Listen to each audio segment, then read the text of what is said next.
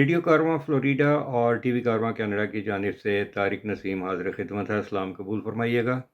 آج ہم بات کریں گے یوسف رضا گیلانی صاحب کے بارے میں۔ یوسف رضا گیلانی صاحب کی سیاست ملتان سے جب شروع ہوئی تو یہ ایک پیری مریدی والے گروپ سے تعلق رکھتے ہیں، غالباً شاہ محمود قریشی صاحب کی طرح۔ ان کے مریدوں کی اندھی عقیدت نے انہیں اوپر چڑھایا اور یہ کسی طرح سے سیاست میں داخل ہوئے۔ یہ وہی لوگ ہیں کہ جن کے بارے میں یہ تانا عمران خان کو دیا جاتا ہے کہ یہ چندہ خور لوگ ہیں، حالانکہ چندہ اور نذرانہ کھانے والے یہ پیری مرادیں کرنے والے لوگ ہیں کہ جو اپنے مریدوں کے چندے کھاتے ہیں اور مزاروں کی کمائی ان کے دامن میں جاتی ہے۔ ناظرین اور سامعین، بات ہم یہ کریں گے کہ ان کی سینٹ تک رسائی کو کیوں ممکن بنایا گیا۔ بات دراصل یہ تھی کہ جب ان کی عدالت سے نون لیگ نے نااہلی کروائی اور اس وقت انہیں نااہل قرار دے دیا گیا، تو اس کے بعد یہ وزارت عظمیٰ سے الگ ہو گئے اور راجہ پرویز اشرف عرف راجہ رینٹل جو ہے وہ وزیر اعظم بنے تھے اس وقت۔ غالباً چونکہ ایک ہی تھیلی کے چٹے بٹے تھے، اس وجہ سے کچھ خاص فرق تو نہیں پڑا، لیکن حقیقت یہ ہے کہ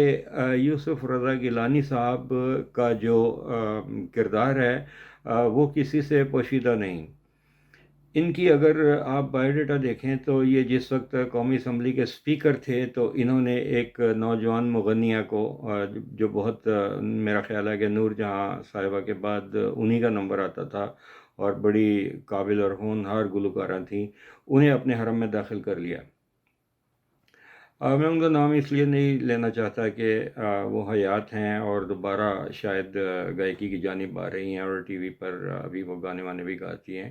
لیکن انہوں نے انہیں بغیر کسی نکاح کے اپنے حرم میں داخل کر لیا۔ اور اس دوران میں یوسف رضا گیلانی صاحب کی بیگم نے عدالت میں حقوق زناشوئی کے بارے میں ایک دعویٰ بھی دائر کیا تھا کہ یہ میرے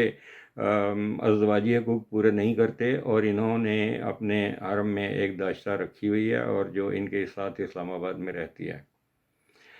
یہ ان کا اس وقت کا کردار تھا جب یہ اسپیکر تھے۔ اب ذرا اس سے آگے بڑھیے کہ ان کے اور کیا کیا سلسلے تھے، کہ ان کا جو سب سے معروف جو سلسلہ رہا اس کے بارے میں انجلینا جولی نے جو کچھ ان کے بارے میں کہا کہ جو وہ پاکستان میں مصیبت زدگان کی حالت زار دیکھنے کے لیے، کیونکہ وہ UN کی ایمبیسیڈر تھیں، جب وہ آئیں تو ان کے ساتھ فوٹوگرافی کا سیشن کروانے کے لیے سارے اپنے خاندان سمیت ملتان سے خصوصی طیارے میں اسلام آباد پہنچے، اور جس قسم کے وہاں لوازمات کا اہتمام کیا گیا اور جس نے لچک پشک کے ساتھ اس کی دعوت کی گئی، اس کے اوپر انجلینا جولی نے ان سے یہ کہا کہ میں آپ کے عوام کی حالت زار دیکھ کر آئی ہوں، اور جو شاہانہ ٹھاٹ بھاٹ آپ کے ہیں اس پر تو آپ لوگوں کو شرم آنی چاہیے کہ آپ کا طرز حکمرانی اس طرح سے ہے اور آپ کے عوام بھوکے مر رہے ہیں۔ یہ معروف ممتاز اداکارہ ہالی ووڈ سے تعلق رکھنے والی کہ جو اقوام متحدہ کی سفیر بن کر پاکستان کے بلکتے ہوئے عوام کی اشک شوئی کے لیے وہاں پہنچی تھیں، اور وہ ان کی حالت دیکھ کر روتی تھیں، اور ان کی یہ حالت تھی کہ انجلینا جولی کے ساتھ فوٹو کھنچوانے کے لیے یہ خاص طور پر انہوں نے بہت بڑی دعوت ارینج کی تھی اسلام آباد میں۔ اس کے بعد ان کی جو سب سے بڑی جو واردات تھی وہ ترک صدر کی جو خاتون اول ہیں ان کا ایک قیمتی ہیروں کا ہار انہوں نے چوری کر لیا۔ انہوں نے یہ ہار جو ہے وہ عوامی فلاح و بہبود کے لیے ایک پاکستان حکومت کو نذرانہ دیا۔ انہوں نے وہ جو ہار تھا وہ بجائے اس کے کہ یہ توشہ خانہ میں جمع کرواتے، انہوں نے وہ ہار پار کر لیا۔ جس وقت اس کا ڈھنڈورا پٹا تو آخرکار وہ ہار ان سے برآمد ہوا، اور وہ ہار انہوں نے کیمروں کی موجودگی میں میڈیا کو بڑے فخر سے دکھاتے ہوئے واپس کیا کہ یہ ہار میں واپس کر رہا ہوں، یعنی ایک تو چوری اوپر سے سینہ زوری۔ اب اگر اس کے علاوہ تھوڑا سا اور آگے چلیں تو جس وقت یہ وزیر اعظم بھی تھے، اور ان کے بارے میں ایک امریکن صحافی بلاگر نے ان کے خلاف ابھی حال ہی میں 2-1 سال پہلے غالباً بیان دیا کہ یوسف رضا گیلانی نے ان کو رف اپ کیا تھا، جس کو جنسی ہراسگی بھی کہا جا سکتا ہے۔ اور ایک اور ان کے پیپلز پارٹی کے لیڈر تھے رحمان ملک صاحب، ان کے اوپر اس نے یہ الزام عائد کیا کہ انہوں نے اسے अमेरिकन सहाफ़ी को रेप भी किया था। और वो कहती है कि अगर मैं इनकी शिकायत लेकर जाती तो कहाँ जाती। अब बाद में ये लोग कहते हैं कि जो इनके हक़ में बोलने वाले हैं वो ये कहते हैं कि जी ये उसको उस वक़्त शोर मचाना चाहिए था, अमेरिका जाना चाहिए था। वो ये कहती हैं, अगर आप उनकी वो वीडियो देखें तो उसमें सिंथिया रिची उनका नाम है, उनके नाम से उनकी आप वीडियो यूट्यूब पर मुलाज़ा कर सकते हैं, जिसमें उन्होंने अपनी सारी स्टोरी भी बयान की है और उन्होंने ये भी बताया कि मैंने अमेरिकन एम्बेसी को भी उस वक़्त मुत्तला किया था, लेकिन ये लोग इतने ताकतवर थे कि इनके ख़िलाफ़ कोई भी हुकूमत का इदारा कोई कुछ भी करने के लिए तैयार नहीं था। ये यूसुफ़ रज़ा गिलानी साहब का किरदार था कि उन्होंने एक अमेरिकन सहाफ़ी को जिनसी तौर पर हरासा किया या उनको किसी तरह से जो मैं ये कहता हूँ कि थोड़ा रेप से जो निचले दर्जे की जो इन्होंने जिनसी तौर पर हरासा किया और ये इनके खाते में लिखा गया। ये कालक इनके मुंह पर भी मली गई। अब उसके बाद ये देखिए कि अगर कोई साहब ये समझते हैं कि इन्होंने सिंथिया रिची के साथ ऐसा नहीं किया होगा, तो वो इनकी अपने पार्टी के लीडर शहरी रहमान के साथ एक इस्लामाबाद में वॉक के दौरान की जाने वाली एक ऐसी बेहूदगी की वीडियो भी देख सकते हैं। अगर आप गूगल करें तो आपको वो वीडियो जो है वो गूगल के ऊपर, यूट्यूब के ऊपर नज़र आ जाएगी कि जिसमें इन्होंने शहरी रहमान के कंधे के नीचे से हाथ इस तरह से डाला हुआ था कि इनका बाजू जो है वो उनके सीने के साथ जो है वो बार बार ये उसको रगड़ रहे थे। यानी इतना ठरकी किस्म का ये बंदा था कि इसको ये शर्म नहीं आई कि मैं एक हजूम के साथ चल रहा हूँ और मैं ये हरकत क्या कर रहा हूँ, और वो कैमरों की जद में था और उसकी बाकायदा वीडियो बन रही थी। वो वीडियो अभी तक जो है वो आप उसको देख सकते हैं कि वो यूट्यूब पर मौजूद है कि कितनी बेहुदा हरकत है। और इस दौरान में शहरी रहमान ने हाथ उठाकर इनके बाजू को अपने सीने की तरफ आते हुए भी देखा, लेकिन उसने भी मना नहीं किया। वो अब ये ग़ालिबन इनके क्या दोस्ताना ताल्लुकात थे या क्या था, अगर ये वो डाँट सकती थी, झिड़क के इनका हाथ झटक सकती थी, लेकिन ये मुसलसल उस वाक़ के दौरान यही शुग़ल फ़रमाते रहे। अब आप अंदाज़ा लगाइए कि ये वो लोग हैं कि जिनको इस किस्म की भूख और प्यास जो है वो बुझने का नाम नहीं लेती, और ये बात करते हैं ये पीरी फ़कीरी की और मुरीदी की, और ये अपने तो ऊपर इस्लाम का लिबादा भी ओढ़ लेते हैं। अब आप एक अंदाज़ा कीजिए कि इनको जिस वक़्त अब सेनेट का टिकट दिया गया तो उसके पीछे तकरीबन 11 जमातें पीडीएम की वो खड़ी थीं, और जिस वक़्त इनके हक़ में वोट पड़े और हफ़ीज़ शेख साहब का वोट चोरी हुए, तो इन्होंने ये कहा कि मरीम नवाज़ ने तकरीर करते हुए ये कहा कि इमरान खान को हमने रद्द कर दिया है, उनके अपने लोगों ने उनको मुस्तरद कर दिया है और वो अब उनको मुस्तफ़ी हो जाना चाहिए। दूसरी जानिब उन्होंने ये कहा कि जब ये इल्ज़ाम आयद हुआ कि जिसकी वीडियो भी बन गई थी कि इनका अपना बेटा जो उस वक़्त लोगों को तरग़ीब दे रहा था कि वोट कैसे मुस्तरद करना है, और वो नोट भी चले, वो उसके लिए जो है इन्होंने हर बार आज़माया।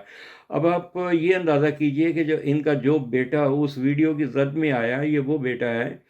कि जिनके बारे में ये कहा गया कि उसे तालिबान ने अगवा कर लिया था। हुज़ूर, उसे तालिबान ने अगवा नहीं किया था, उसे मनशियात के स्मगलरों ने अगवा किया था, क्योंकि ये उस अपने इलाके का बहुत बड़ा मनशियात फ़रोश है जिस पर कोई हुकूमत हाथ नहीं डालती। उसके मनशियात जो इसने वहाँ से ली थीं, उसकी चूँकि अदायगी का मामला था, और ये सिलसिला जो है वो इलाका गैर जब वो कहलाता था, अब वो शुमाली इलाका जाते हैं और जिधर से तालिबान आते हैं थे, और वो दहशतगर्द भी उधर से अफ़गानिस्तान की सरहद पार करके आते हैं, और इसने उनकी अदायगी नहीं की हुई थी। और ये बहुत अरसे से, ये आप देखिए कि ये कई दहाइयों से ये सिलसिला चल रहा है कि जब उनकी किसी ने कोई कलाशनकोव ले ली, उसकी अदायगी नहीं की, हीरोइन ले ली, उसकी अदायगी नहीं की, या किसी ने उनसे कोई कार चोरी की ख़रीद ली, उसकी अदायगी नहीं की, या कोई बंदा अगवा करके वो ले गए, तो उसके बदले में वो तावान मांग लेते थे उसका, कि ये उन लोगों को अगवा करते थे कि जिनका उनके साथ ऐसा लेन देन होता था, और वो बंदा अदायगी से मुकर जाता था या ताख़ीर करता था। उसके बाद वो अपनी पेमेंट भी लेते थे और साथ में तावान भी वसूल करते थे। लेकिन चूँकि ये उस वक़्त हुकूमतों में थे, इस वजह से ये मनशियात की बात जो है वो दरमियान में से गोल हो गई, और ये वही साहब जो हैं वो बड़े फ़ख्र से जो है लोगों को सिखा रहे थे, पट्टी पढ़ा रहे थे कि वोट इस तरह से ज़ाया करना है, ये करना है, तुमने यूँ करना है, तुम्हारा नंबर क्या है, तुमने इस तरह से करना है। तो इस तरह से जो वो अपने बाप के लिए जो है वो लॉबिंग कर रहा था। वही बेटा, होनहार बेटा जो मनशियात फ़रोश है, और स्मगलरों के उसने पैसे नहीं दिए हुए थे, और वो अगवा हो गया था, और उसको बाजियाब करवाने के लिए इदारों को उसमें स्टेप इन होना पड़ा था, और किसी तरीके से उनके साथ बातचीत करके उनको इनके बेटे को रिहा करवाया गया था। अब ये मरीम नवाज़ ने ये कहा कि वहाँ पर नोट नहीं बल्कि शेयर का टिकट चला है। इसका मतलब ये हुआ कि इन्होंने कुछ लोगों को टिकट का लालच दिया था कि हम आइंदा इलेक्शन में आपको नून लीग का टिकट देंगे। एहतजाज हसन बड़े मंझे हुए कानूनदान हैं। उनका ये कहना था कि कानून की रूह से, आइन की रूह से वोट लेने के लिए किसी भी किस्म की तरगीब देना या धमकाना या वोट के लिए नोट देना, तीनों तरह से ये काबिल गिरफ्त जुर्म है, और उसके ऊपर कार्रवाई हो सकती है, और ये काबिल दस्तअंदाज़ी है पुलिस है, और ये लोग गिरफ्तार भी हो सकते हैं। दूसरी तरफ आप ये देखिए कि बिलावल भुट्टो साहब जो हादसाती चेयरमैन हैं, अपने आप को भुट्टो कहलाना पसंद करते हैं, बाप का नाम जरदारी अपने साथ मिलाना शामिल नहीं करते, पसंद नहीं फरमाते। उनका ये कहना था कि ये मैं जानता हूँ कि आइंदा कौन शेर के निशान पर इंतखाब लड़ेगा, और ये मैं जानता हूँ कि आइंदा तीर के निशान पर कौन इलेक्शन लड़ेगा। जब आप ये जानते हैं तो फिर आप बोलें कि आपने लोगों को तरगीब दी, उनको सही किस तरीके से जो है वो आपने यूसुफ रज़ा गिलानी को वोट देने के लिए आमादा किया, या उनको किस तरह से ये बिके हुए घोड़ों को सुधाया गया। और इसके बाद जिस वक्त आप ये कहते हैं कि जी वो तो चूँकि अब इमरान खान नाअहल हो गए, और जिस वक्त उन्होंने कौमी असम्बली में जाकर एतमाद का वोट ले लिया, तो वही मरियम साहिबा फरमा रही थी कि ओ ये तो उनको गन पॉइंट के ऊपर असम्बली में लाकर तो इन्होंने एतमाद का वोट लिया है। और भाई कोई शर्म होती है, कोई हया होती है? आप खुद सोचें कि आप जो कुछ कह रहे हैं अगले दिन आप उससे मुखालफत में बयान देते हैं। लेकिन हैरत ये है कि इलेक्शन कमीशन इनके साथ खड़ा हुआ है, और वो इनकी हमायत पर डटा हुआ है। अब ये वही लोग हैं, अब आप क्या करेंगे कि कुछ इदारे ऐसे होते हैं कि जिनको ये लोग अगर मस्जिद नबवी में बैठकर जजों को रिश्वत दे सकते हैं, और ओपनली कहती हैं कि मेरे पास बहुत से लोगों की वीडियोज़ हैं, और ये बात तो इनके वालिद साहब भी फरमाते हैं कि हमारी वो वीडियोज़ जो हैं वो जब हम चाहेंगे तो वो बाहर आएँगी। अब ये पता नहीं कि किस-किस की वीडियो इन्होंने बनाई हुई है, और उसमें क्या-क्या गंद है। अगर ये इसी तरह से जैसे वो बच्चों के साथ ज़्यादती की वीडियोज़ आलमी मार्केट में बेचते हैं, और जजों की वीडियो और ये इलेक्शन कमीशन के लोगों की वीडियोज़ उनको दिखाकर, उनको धमकाकर तो ये उनसे अपने काम करवाते हैं। तो इस बारे में कुछ